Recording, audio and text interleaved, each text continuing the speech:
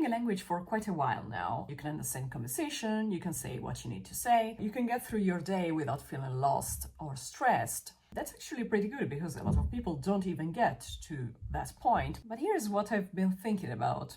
Are you stopping here? There's a point in language learning where you are just okay. You're not having troubles, you're not confused. And in a city like Brussels, where I live, it's actually more than enough a lot of times. Most people who move here learning enough French just to get by, order some food, maybe get what's been told in their meetings, in the meetings at work, if they actually need French, because usually it's not even that. So, and then they stop trying to get better. They stop because there is no pressure anymore. No one is forcing them to improve either. I totally get that. I've felt that way too, somehow, but something inside me didn't want to stop there. A dinner event I went to helped me realize why. A few weeks ago, I went to an event at a place called Maison de la Francité in Brussels, which is a cultural center that's all about the French language. So not specifically about France as a country, but the language itself. So, and I think it's pretty cool. That building is totally normal from outside. It's very unassuming, like a lot of places in Brussels, where from the outside you say, okay, that's just normal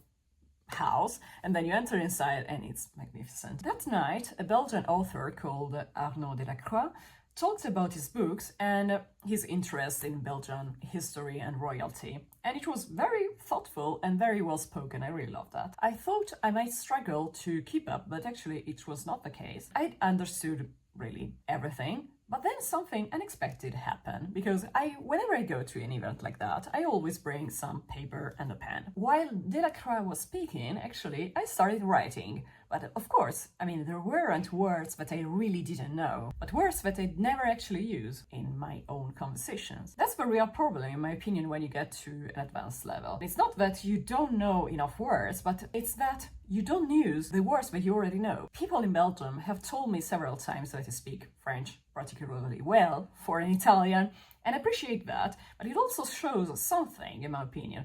The fact that most foreigners here don't push themselves really hard. They learn enough to get by, and that becomes actually their limit, in my opinion. I have a gut feeling that only using simple words affects more than just your language. Simple words make you think in simpler ways. I think, and I feel, because I realize it, especially in Italian, which is the language I'm supposed to know best, that I feel like I'm starting dumbing down my own thought just because I don't have the words ready to express myself more precisely. So you simplify who you are. I find it particularly dangerous, especially in these times. I call all these words that I know but I don't use the sleeping words, let's say. So they're not strangers. You would recognize them, for example, if you saw them, I don't know, on a newspaper or heard them in a speech, maybe on the street.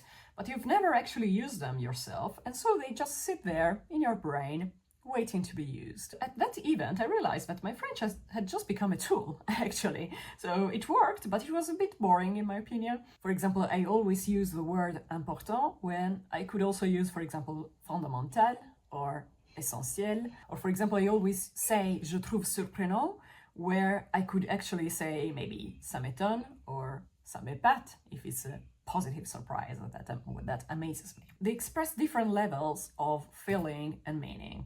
And when you use a more precise word, you're not just communicating better, but in my opinion, you're seeing the word more in detail. There is a certain kind, especially of formal French, that I really love, because it reminds me of old-fashioned Italians. Not using those words isn't just a language choice, but it's like living in only the living room of a mansion. So why not using all the other spaces that you have available? Later, what I did was that I copied these words from that messy paper to my notebook, because writing down things is actually how I memorize everything. I don't usually like flashcards because of the process to actually prepare them, but I will make another video regarding something that I've discovered quite recently, so stay tuned and subscribe.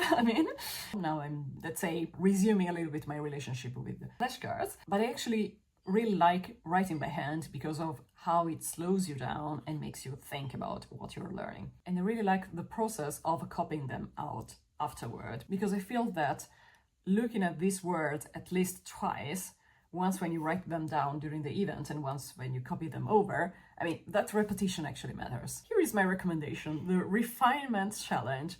The next time you go to something in a language you're learning, for example, a talk, a reading, a dinner, a presentation, or even just a webinar, or whenever you watch just a simple video on YouTube, and you find that you can follow along quite easily, do this. So bring a paper and a pen, not your phone, please. Writing by hand does something different to your brain, we know it all. And you probably already know from experience that it's actually much more effective to learn. Instead of looking for brand new words, listen for words you already know, but you actually never use. So the more formal one, the more precise one, and the ones that feel a little fancy or out of reach for your everyday conversation. Write them down, maybe with a little note about how they were used. And after the event, copy them into a notebook or a journal. Somewhere you will look at it again, and then, and that's the part actually that takes real effort, try to actually use them. Write something, for example, even just a paragraph. Or, you will see in the video I'm planning now in my head, you will see something else that you can do with that. Of course, not everybody needs to do this, because if you are at a beginner level, that's really, that's a waste of time. Being functional in language is a real progress, and exactly, we all know very well that there are a lot of people who cannot even afford that. So being functional is an accomplishment, and if you can communicate clearly and live your life, that generally matters. But I also think that there is a difference between learning because you have to and learning because you want more. If you feel a hint of ambition, please follow it.